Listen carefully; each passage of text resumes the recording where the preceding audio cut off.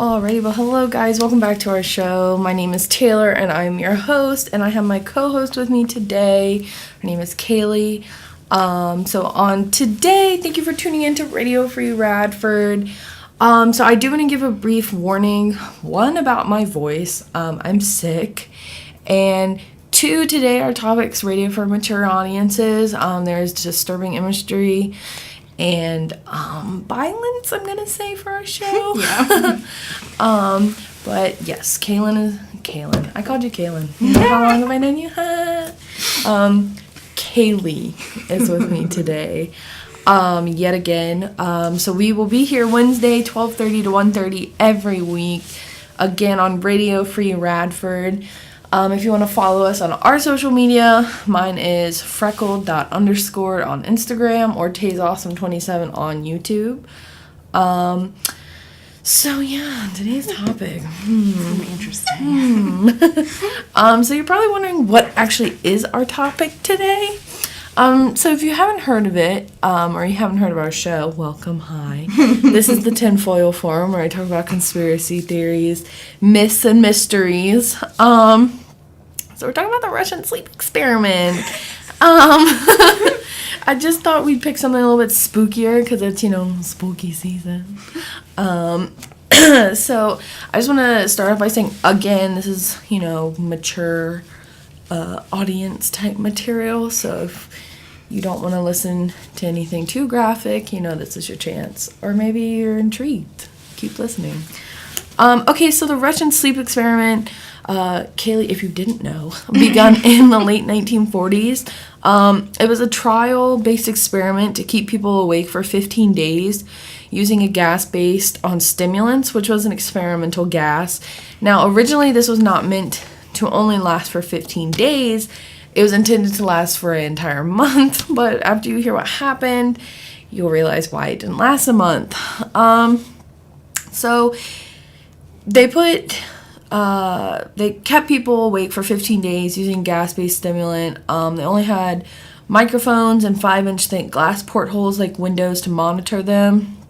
The room these people were in had like bookshelves and books, cots to sleep on, ironically. But they had no mattresses. There was running water and a toilet and a month's worth of dry food. So you're probably wondering who would be forced to do this experiment. Well, it was 5 political prisoners who were deemed enemies of the state during World War II.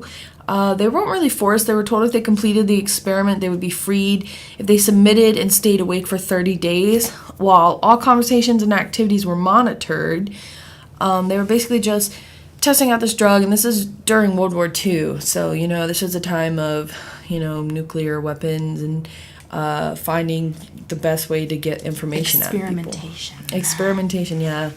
It's like the second, to me, it seems like a second scientific revolution, because it's like, in a way, yeah, because they're trying to find new drugs, new things that can work. It's really just crazy how inhumane people can be. But so you're probably wondering what happened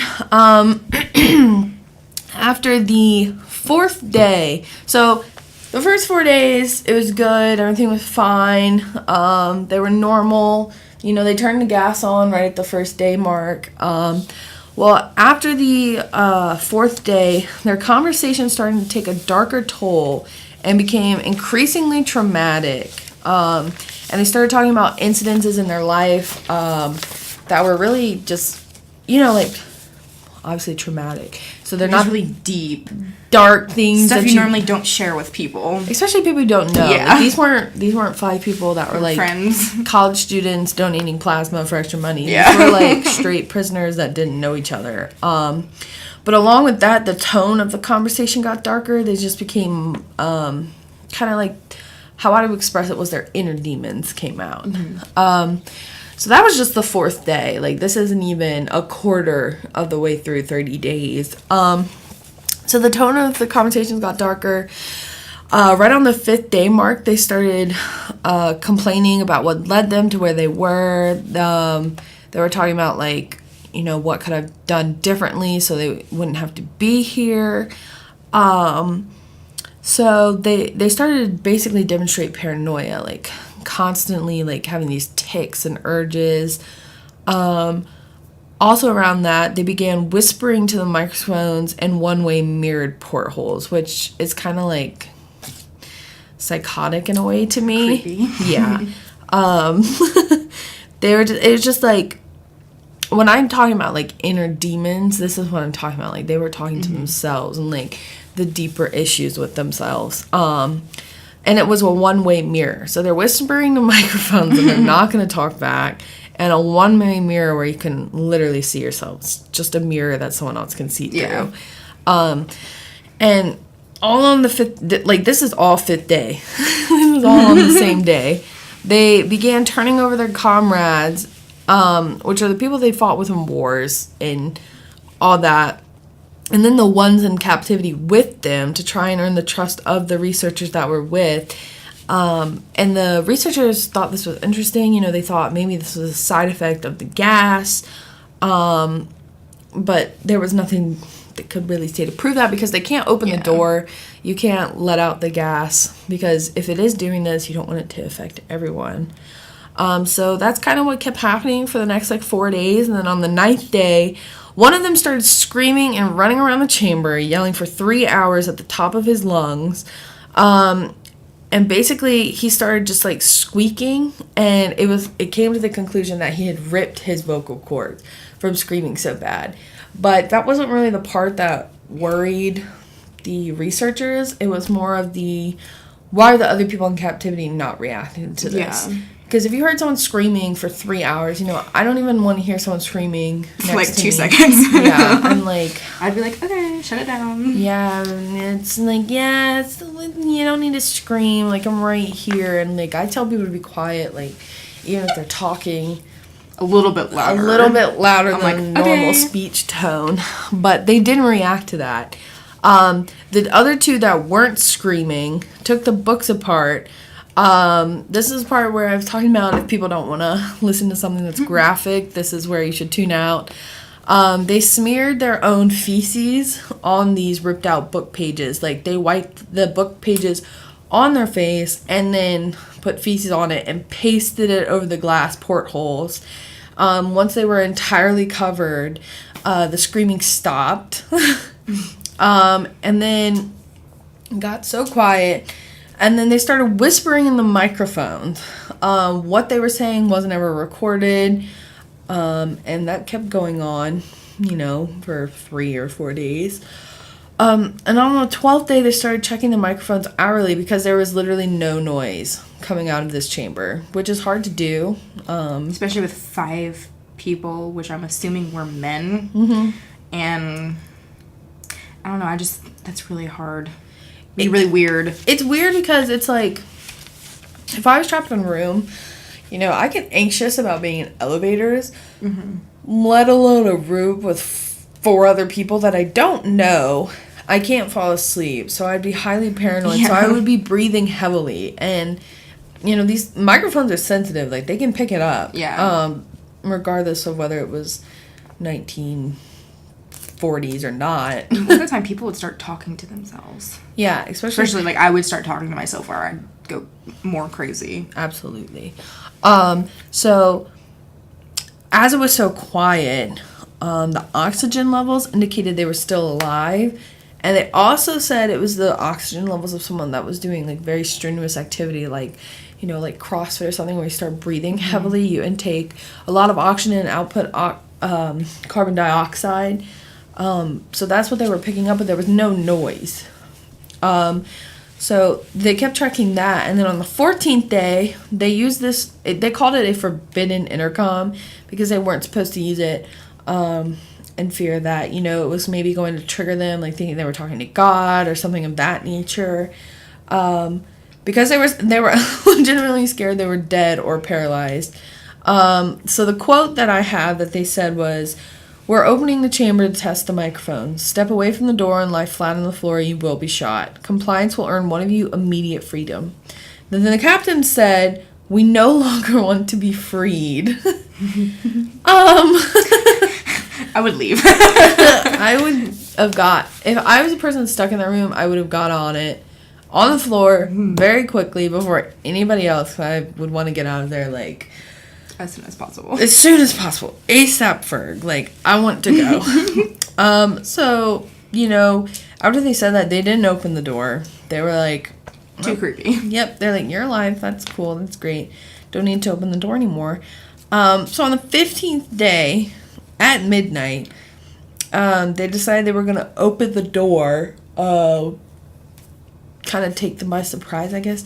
I don't know how you surprise people that don't sleep. Yeah, I know. I feel like they're just kind of like, oh, hey. You would be hypersensitive to things like that, I think. Like you would hear them, like, walking up to the door and everything else. Oh, yeah, but... So it said this chamber was flushed with stimulant gas and filled with fresh air, and immediately the voices on the microphone began to object.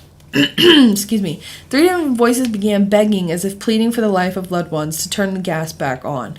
The chamber was open, and soldiers sent in to retrieve the test subjects.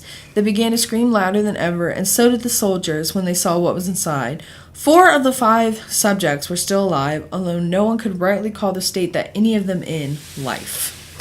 Which is terrifying because, you know, you think these are military guys, you know, the top tip. Grown men that have seen this. They work for the military. They know all the secrets.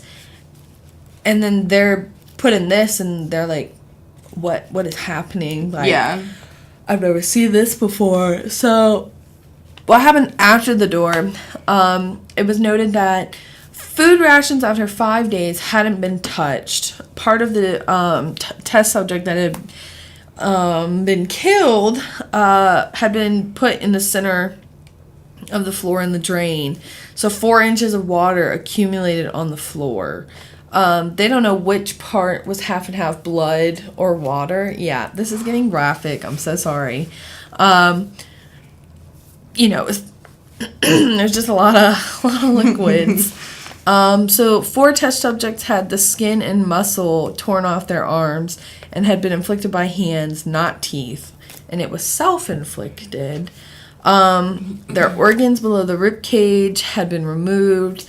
They were screaming for the gas to be turned back on or they would fall asleep. And that was weird to me because it said they're screaming and they're scared they're going to fall asleep. Like, wouldn't you want to fall asleep? Yeah. Like what had triggered in their mind to not let them fall asleep? Like, had they given in to this gas? Yeah. So the Russian Special Service members wouldn't take them out. 5 of them lost their lives, and 2 were critically injured.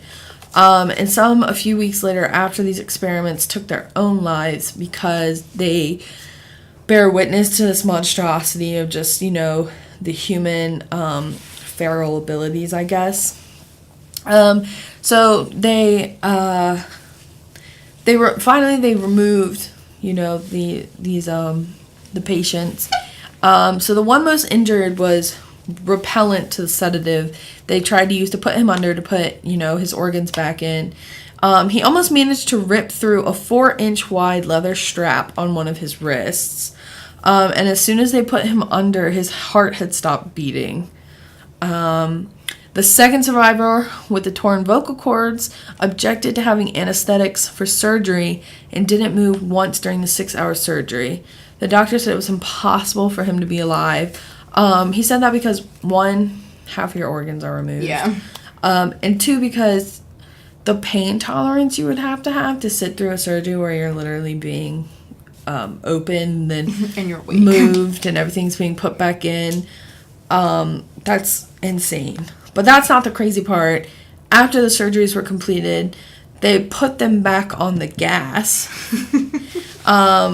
One of them flatlined and came back several times. And it was insane because there was a general, I believe, that was also in there, and he pointed his gun at the remaining subject. You know, all the ones left had passed away. And he pointed his gun at the remaining subject, still restrained to a bed, as the remaining members of the medical and research team fled the room. He said, "I won't be locked in here with these things. Not with you," he screamed. The man strapped to the table. "What are you?" he demanded. "I must know." And it says that the subject smiled, excuse me, and said, "Have you forgotten so easily?" The subject said. "We are you. We are the madness that lurks within you, begging to be free every moment in your deepest animal mind. We're what you hide in your beds every night. We are what you sedate into silence and paralysis when you go to the nocturnal haven where we cannot tread." The researcher paused and then aimed at the subject's heart and fired. The EEG flatlined as the subject weakly said, "So nearly free." This is one of the scariest things I've read on the internet, just because it was kind of like, oh, like, is this real? This is the thing that we were talking about last time, where, like, you end up on the weird side of YouTube late at night, and, like, this is the videos that show up. Yeah, absolutely. So if you're wondering if this is real, no, it's not. It's made by Creepypasta online. But why I wanted to talk about this was, is it possible for this to happen? And in my professional opinion, I'd have to say yes. The government's in control of a lot of crazy things, you know, and there's a lot of jokes and comedians that bring this up, but America's quick to react to things that happen, but as soon as it comes to Russia, they're like, they stop and think about it. Yeah. They're like, oh, so, you know, Kim Jong-un wants to threaten with nuclear weapons. Okay, cool, we have some too. Yeah. But then it's like, Russia wants war. We're like, oh. And then we're like, well, let's come back to a strategic plan of avoiding that. And it's like, why are we so scared of Russians? Especially since we're supposed to have, like, the biggest military in the world. Exactly. And we're afraid of Russia. And people think, like, Russia's small. No, you can literally, I think you can fit Africa into Russia. I think so. Like, Russia's big. Yeah. Russia's huge.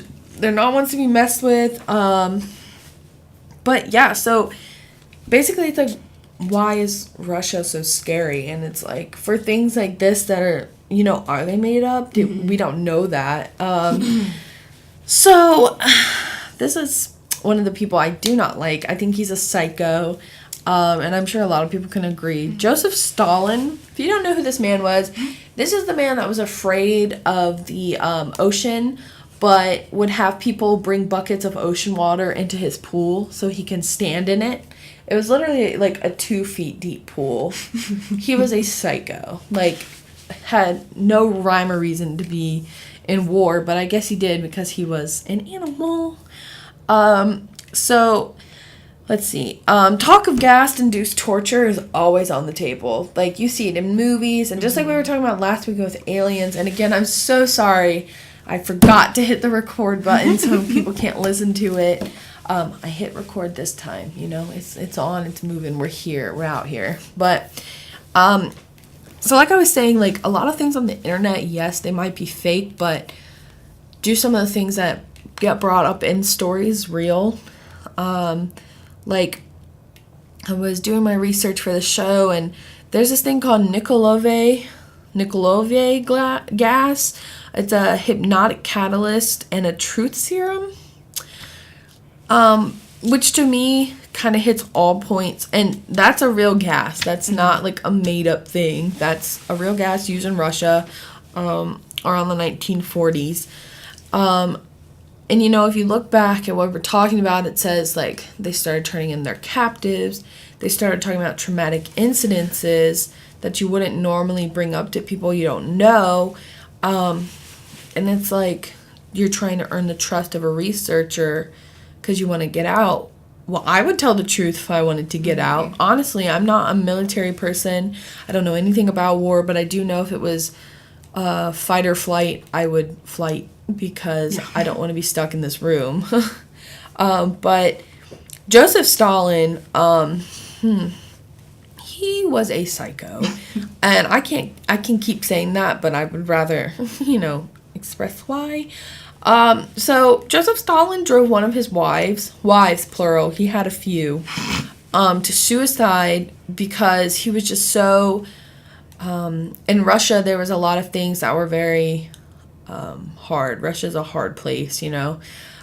So a lot of the things they focused on military-wise was verbal, mental, and physical abuse. You know, that's all 3 points, but they were good at all 3. They didn't specialize in one. They could tear you down with each one. Mm-hmm. And then I believe you were talking about, like, Red Terror torture. Like, what is that? Like, so Red Terror torture, history shows actually began in 1918. So way before... So World War I. Yeah, way before the idea of the Russian sleeve experiments, whether it was true or was not true, and before World War II. But it was a Bolshevik-led campaign of intimidation, arrests, violence, and executions. Mm-hmm. And it was also known, well, as everybody else calls it, except for people who live in Russia, as the Cheka, which is basically a secret police organization. And what they did was any individual or group that deemed a threat to the government was eradicated. And it was, they said, over 8,500 executions in all. And but 10 times that number were arrested, interrogated, detained, tried, and sent to prisons and labor camps. So it's almost like Hitler in a way. Yeah. Like before then. And they said that number could have easily hit 6 figures, no problem. It just wasn't recorded. And then history shows later that at most over 100,000 deaths and more were started. And it started with just a few hundred men. And then from the time it began to 2 years later, it went to well over 200,000 people. That had been killed? No, that were in the organization that nobody knew about. Oh, great. That's great. Awesome. No. Okay. That's, yikes. Okay. So, yeah. There's a lot of things that regular people like you and me don't normally hear about. We have to go looking for it. And, you know, it's one of those things like, it's not to be talked about, but it's like if you want to know, you're going to have to find it yourself. And that's what I'm going to keep bringing this up like every week on the show. Normal people like us don't hear about these things, and the news might touch on it, but it's like there's a lot of things they don't bring about, like the Yemen kids who are starving right now. Puerto Rico still isn't in good standing, and Donald Trump's not doing anything about it, you know. Or even that one bomb that was dropped on that bus full of children that, like, nobody heard about until it, like, surfaced on Twitter, and then suddenly everybody was talking about it. Yeah, and it's like, why is it a resource for the common people? Yeah. Get things out better. You know, Twitter, that's where you post things, you know, missing family members, because there's so many people on there, normal people that aren't a part of things and maybe want to be a part of the bigger things. They'll do it. They'll look for it. They'll find it. They'll look for what they're looking for. And it's like, these are things you don't hear about. And it's not something that you bring up at the dinner table. No. Yeah, like, I'll probably bring up a few more things. But dinner table talks are kind of like the little, like, how was your day? Like, oh, you know, Joe from accounting stole this or whatever off my desk. And I get my stapler back. But you're not going to sit there and be like have a full-on political debate about who your favorite person is in office right now, you know, like, and I won't get into that because I can get on for that for like 6 hours. But like even finding this information took a good amount of time, only because like it was under different names, and then I was like, okay, well that must not be it because that's not what it's called. So Red Terror torture, or what the Russians called it, were Cheka, but to us it's Red Terror torture, but it's like covering up the name so it's harder to find. Yep. But, you know, to bring that full circle, it's like, if Creepypasta hadn't come up with this story, we probably even have known of Red Terror torture. But at the same time, it's like, is there truth to that story? Exactly. Because sometimes people get stories based off of either something that happened, or something that's happened to them, something that happened in history, or something that they've read somewhere. And it's really hard to come up with creepy, psychotic stories just on your own unless, you know, you're psychotic. And that's another thing. I'll bring it back to high school when I was in my graphic design class. Lee Troxell was my instructor. And we had to do this project. And I was thinking about that as you just said that, you know. There's nothing original anymore. There's no song, there's no beat, there's nothing that hasn't been already made. And it's like, it's really hard to make up real original things that isn't based off of whether or not it's someone else's story, or whether or not it's history, or something you saw in a textbook or a book somewhere.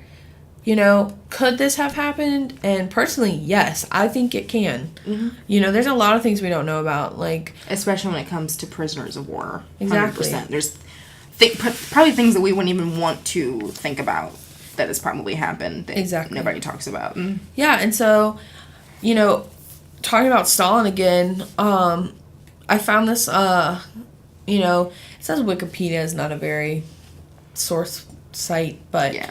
I like Wikipedia because it gives you a lot of different sources, and all of its facts are cited at the bottom. But it said an important part of the Stalinist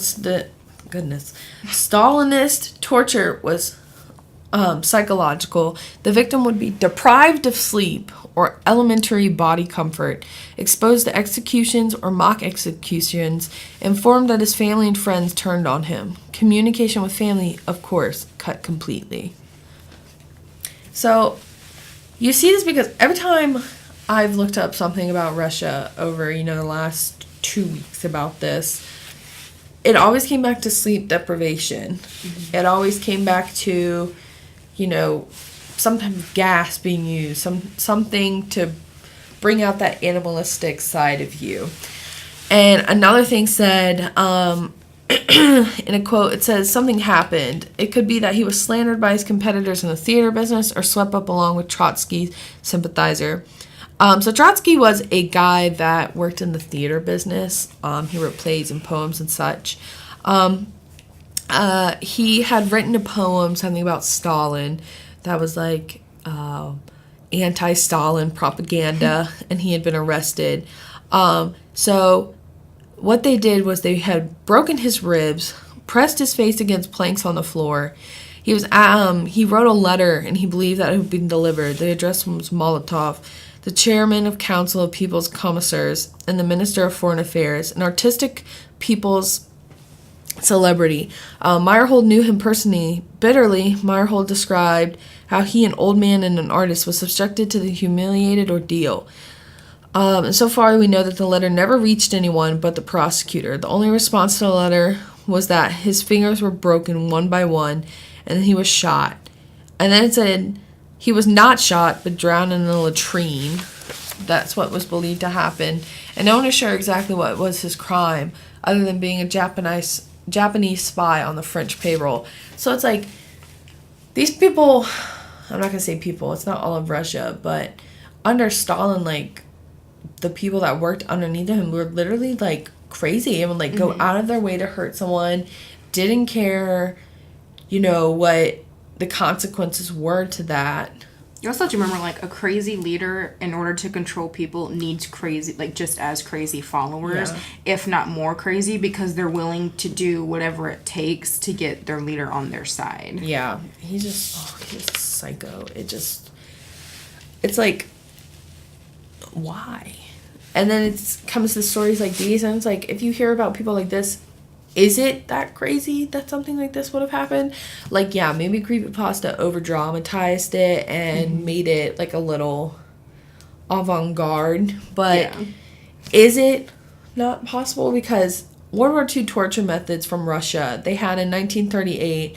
Now, this is what intrigued me. Like, this was so interesting.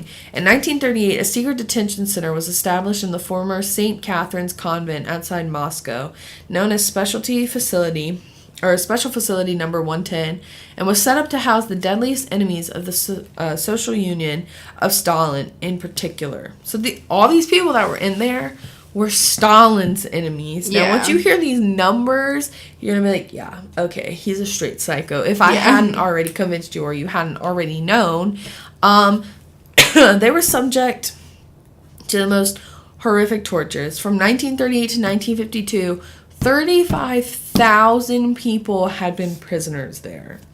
So there were 52 kinds of torture in this prison, which some of the inmates that actually, like, lived to tell the tale said that they were invented there, which is insane, and I won't go off on that. But the second most common method of torture there was sleep deprivation, which could go on for 10 to 20 days. And it's crazy to think, like, because, you know, like, some college kids or nurses, like my mom was telling me, for instance, she was working a 36-hour shift, and she was going off with, like, no sleep, and she had been awake this whole time, and she said even going on barely 2 days, she was seeing things that weren't there. So I can only imagine what somebody going on 10 and 20 days would be imagining, because that to me is insane. I can't even go one night without sleep and, like, not being able to function the next day. Right, and it's like, what I'm saying is, like, I keep bringing this back to, like, is it possible? Like, yeah, heck yeah, it's possible. Like, you don't need gas to drive people crazy. Everything, I feel like back in the day was wanting to inflict the most possible torture. Like, nowadays, you do death penalty, it's legal injection. You know, they got rid of the electric chair, and it's like they wanted people to suffer more. And so I feel like sometimes, like, crimes weren't even that bad. Like, I know back in the Renaissance, if you stole something, they would chop off the hand that you stole it to. Or if you did something and ran, they would slice your Achilles tendon so you couldn't run anymore. And I feel like everything was just long term. Like, they wanted you to suffer long term. Just like hanging, everybody thinks it's quick and easy, but in reality, you're laying there for minutes, just waiting to die, to suffocate. And it would not surprise me that people were doing things like this to other human beings. Yep, and especially not someone that was literally a psycho. But it says sleep deprivation could go on for 10 to 20 days. Like, you think, like, was the Russian sleep experiments an experiment, or was it, like, torture? Was it, like, an actual torture that someone submitted to? Were they from this camp? Because this secret detention center went on from 1938 to 1952. And the sleep experiments came out in 1940s. Yeah, late 1940s. So it would have been, like, 3 years before the place had closed. And it says there was 35,000 people that had been in there. Like, what is 5 people put in a small room? You know, maybe this was a part of where it was. You know, it never said where this was, where the sleep experiments took place. Were they experiments at all? Were they, you know, a new torture method they were testing out? So, yeah, it could be an experiment, but it would be an experimental torture. Dehumanization. And another thing I found about this was... there's a truth serum used on by the KGB with a code name SP-117. It was highly effective and had been widely used. Accordingly, the remedy which loosens the tongue had no taste, no smell, no color, and no immediate side effects. To me, you know, it says a serum, but it sounds like a gas. Yeah. It sounds like something you could just put in an air vent, send it on its way, and drive people insane with. And it said, most importantly, a person had no recollection of having a heart-to-heart talk and felt afterward as though they suddenly fallen asleep. So, if you compare that to what the story says, it says that they didn't want to go to sleep after it, you know. It says, turn it back on so I won't go to sleep. So, if you were continuously on this serum, would you fall asleep until after it was done? Like, would you stay awake, and then as soon as you're taking off, would you fall asleep? Just like this gas was listed in the story. And maybe it's almost the fact that, like, they don't remember after so many days what it was like to be asleep. And so they're like, well, why would we want to change if this is working for now? Exactly. And it says, they used the drug to verify fidelity and trustworthiness of their agents who operated overseas. And they used this drug with kidnappings, which is like, you know, I'm going to keep saying this to the end of the show, but it's like, does it seem so crazy now that you know, find all these things? And it's like, oh, so that doesn't seem as crazy now. That seems like very probable and like it could happen. And I think you found something more about this. I remember talking about this, but I'll let you go ahead. So what I found when it comes to the use of gas is, and this was on the CIA's website. Now I'm going to say this and I'm like, go missing like tomorrow. But, you know, it's public knowledge. It's on the open website. Exactly. And it's on their website. But I found on the CIA's website, police officials in some countries does not say which countries, so it could, even be the United States, and we would honestly have no idea. But have turned to drugs for assistance in extracting confessions from accused persons, in which they relax the person's defenses to the point where he confesses. And it said within the first few days of the Russian sleep experiment that they were turning people in that they had been friends with and trying to turn on each other so that they could be free. And it's funny because it's like they're turning in people they don't even know. Like, it never said, like, these people were talking and they came in like, hey, how are ya? So it even could have been a thing as, let's give them this gas in hopes that they can tell us information. And then once they told me the information, like, well, let's just keep it going and see what more we can learn. And then it just started getting worse and worse and worse. But then at some point it's like, well, it's too late now. Exactly. Like, they've gone off the deep end. Yeah.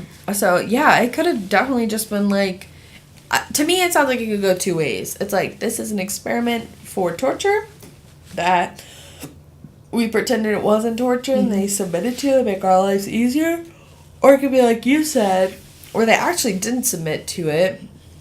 They thought they were fine, and then this gas that had no smell, no color, no nothing, got shot into the room, and then they just wanted to tell all their secrets. And it's like I sound like I sound crazy. And I'm like, what do governments hide from people, Yeah. Like, maybe that should be a topic I cover, but it's like, or we cover, but it's like, we would never have enough time to go over it. Or we'd be arrested first. Yeah, and it's like, what is the government hiding? Like, what do we need to know as normal people? And I'm saying, like, Twitter finds people quicker than the police do. Twitter can find out anything in, like, less than 2 minutes. Like, you can go type in anything you want to know about, and I guarantee, like, people are talking about it. Exactly. 100%. And it's like we said, if you consider our majors, which, again, we're both forensic anthropology majors, it's like, we're supposed to ask these questions. As anthropologists, we study people,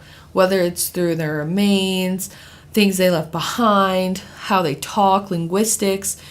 It doesn't matter. We study why people. People do what they do. Yep, it's why people are how they are in terms of people. And it's like, you sit here and you question everything, and then you bring it full circle, and you're like, wow, that makes more sense. So you can do that with this story about how, when you first hear it, you're like, oh, that's a bunch of baloney. And then you pull in the facts that we find, and, we don't spend, like, 10 minutes looking these up, people. We spend hours. We spend hours, if not days, preparing to bring these onto the show. We're not going to call ourselves, like, serious conspiracy but we fact theorists. check, and we make sure that, like, what we're talking about is true, and it is foolproof, 100%. And it's because it intrigues us, as people. You have something that intrigues you, and to us it's the unknown, things that are unsolved, things that are in questioning, and that's why we're anthropology majors. And that's what a lot of people don't understand, is like, you can do a lot with an anthropology degree because you've been brought into the sense of the ethics behind and morals of being a human being, whether you're considered mentally unstable or stable. You get to bring into these questions and question, why things are the way they are. And it's what led them to be that way. Exactly. And with you saying that, like, what led to, like, this story even being created? Because, like, some people don't normally just sit around and think about what kind of psychopathic story can I write about war-wise, like, just for no reason. And I mean, if somebody does, like, all power to you, but this story went viral. There's, like, over 1 million shares. It's on Facebook, on Twitter. People have made, like, videos about it, storylines about it. Yeah, and sometimes creepypasta stories aren't even original. It's just where people, like, bring stories, because that is, like, an archive for scarier things. It's called creepypasta for a reason. It's because it's scary. It makes you come into question the dehumanization and of the mind of people. And it's like, does this story seem so far off now that you've heard these things? And, I know we go over it before we come on the show, but it's like, it seems even more realistic the more and more you hear it, because it's like, it's not just something you found on a screen made up of freaking red, green, and blue colors. it's real. Like, it's happened. This is what's going on in our world, and people need to, like, open their third eye to it, because two eyes are cool, but you got to open up your mind to understand it. And it's just wild. It's just wild to me. A lot of times people don't want to think about the bad stuff that happens. People would rather not talk about it. But it's like, it's stuff that needs to be talked about, because I feel like it's stuff that's worth knowing long-term wise. Like, you want to know how sadistic governments can be? Well, like, here's your proof. Like, and like I said, half the thing we would never know. And I mean, you know, this isn't one of our probably user-friendly shows, but it still brings into question, like, people, open your eyes, because at some point thinking's not going to be free anymore. You're going to be monitored for it. And it's just like, think while you can, because you need to question things so you can be prepared when you can't any longer. Because, like, we think that, like, the government hides a bunch of stuff now. Like, think of places like North Korea, where, like, the governor monitors everything that they know. Like, I watched a documentary once about people getting their cataracts fixed, and instead of thanking the doctor that performed the surgery, they were thanking Kim Jong-un for allowing the doctor to give them the surgery. Oh. Yikes. Well, you know, just a quick question for all the people out there, like, what do you think happened? You know, what are your thoughts? Does this make more sense to you now? Do you understand it? Does it intrigue you more? I want to know. So if you want to message me at freckled._ on Instagram, or subscribe to me on YouTube at taysawesome27, and just send me a message or comment on this broadcast once it's up. Let us know, because we want to know what you guys think. And if you have any other mysteries and myths or conspiracy theories you want to hear about, you can follow us. You can message us at Radio Free Radford on Instagram, Twitter, Facebook. We have all of those things. And just thank you again for listening in. We are here every Wednesday, 12:30, usually to 1:30. I know it's about 1:15 now. But when we get excited about things, we talk a little bit faster. So yeah, please tune in next week. We'll be here. And I hope you guys have a great day. And we'll talk to you later, all right? All right, bye.